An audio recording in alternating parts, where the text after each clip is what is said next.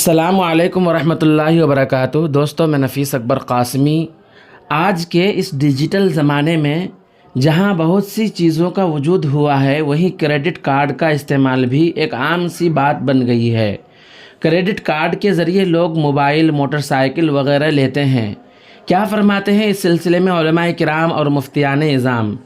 چنانچہ کسی نے دارالعلوم دیوبند سے فتویٰ پوچھا ہے۔ دارالعلوم دیوبند کے فتویٰ سے پہلے ہم علامہ یوسف بن نور اٹاون کراچی کا فتویٰ دیکھتے ہیں۔ کسی سائل نے پوچھا ہے سوال، پوچھنا یہ تھا کہ کریڈٹ کارڈ کا کیا حکم ہے، کیا اسے ناجائز مانا جائے گا؟ جواب دیا گیا ہے کہ کسی معاملے کے حلال و حرام ہونے کا مدار در حقیقت وہ معاہدہ ہوتا ہے جو فریقین کے درمیان طے پاتا ہے۔ کریڈٹ کارڈ لینے والا کریڈٹ کارڈ جاری کرنے والے اداروں کے ساتھ معاہدہ کرتا ہے کہ اگر مقررہ مدت میں لی جانے والی رقم واپس نہ کر سکا تو ایک متعین شرح کے ساتھ جرمانہ کے نام پر سود ادا کروں گا۔ جس طرح سود کا لینا حرام ہے، اسی طرح اس کا معاہدہ کرنا بھی شرعاً ناجائز اور حرام ہے۔ اس بنیاد پر بالفرض اگر کریڈٹ کارڈ لینے والا لی گئی رقم مقررہ مدت میں واپس بھی کر دے تو معاہدہ کے سودی ہونے کی وجہ سے اصولی طور پر کریڈٹ کارڈ کا استعمال ناجائز ہے، اور اگر مقررہ مدت کے بعد سود کے ساتھ رقم واپس کرتا ہے تو اس کے ناجائز ہونے میں کسی قسم کا شبہ نہیں ہے۔ اس لیے ادائیگی کی صورت کوئی بھی ہو، اس سے قطع نظر نفس معاہدہ کے سودی ہونے کی وجہ سے کریڈٹ کارڈ بنوانا ہی ناجائز ہے۔ آئیے اب ہم دیکھتے ہیں دارالعلوم دیوبند کا فتویٰ۔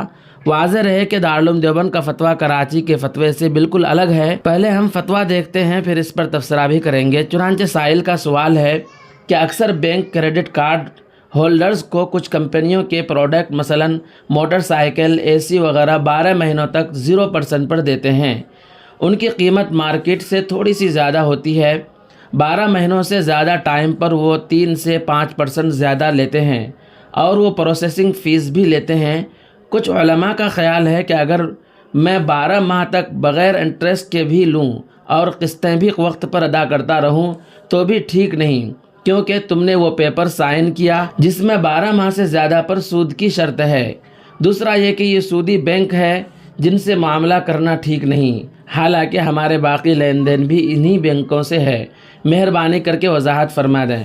دارالعلوم دیوبند کے مفتیان کرام نے جواب دیا ہے۔ بسم اللہ الرحمن الرحیم۔ چند اہم عصری مسائل کتاب جلد نمبر 2 صفحہ نمبر 287 میں ہے، کاروباری ضروریات یا مالی تحفظ کی غرض سے کریڈٹ کارڈ لینے اور اس کے استعمال کرنے کی اجازت ہے، بشرطے کہ پہلے اکاؤنٹ کھلوا لیا جائے تاکہ کارڈ جاری کرنے والا ادارہ اپنا قرض وہاں سے وصول کرے، اور اگر اکاؤنٹ سے فی الحال قرضہ منہا کرنے کا انتظام نہ ہو تو اس کی انتہائی احتیاط برتی جائے کہ جاری کردہ بلوں کی قیمت مقررہ مدت کے اندر ادا کر دی جائے تاکہ ان پر سود لاگو نہ ہو سکے، کیونکہ سود کا ادا کرنا حرام ہے اور یہ کارڈ غیر اسلامی بینک سے بھی لے سکتے ہیں۔ اور کچھ علماء کا یہ خیال ہے کہ سود ادا نہ کرنے کی مدت میں ادا کر دینے کے باوجود یہ معاملہ ٹھیک نہیں، تو اس کا جواب یہ ہے کہ غیر شرعی معاہدہ اور شرط جو لگائی جاتی ہے وہ شرعاً باطل اور لغو ہے۔ اس کی وجہ سے سود لاگو ہونے سے پہلے تک معاہدہ باطل نہ ہوگا بلکہ وہ درست رہے گا۔ واللہ تعالی عالم۔ دارالفتہ دارالعلوم دیوبند۔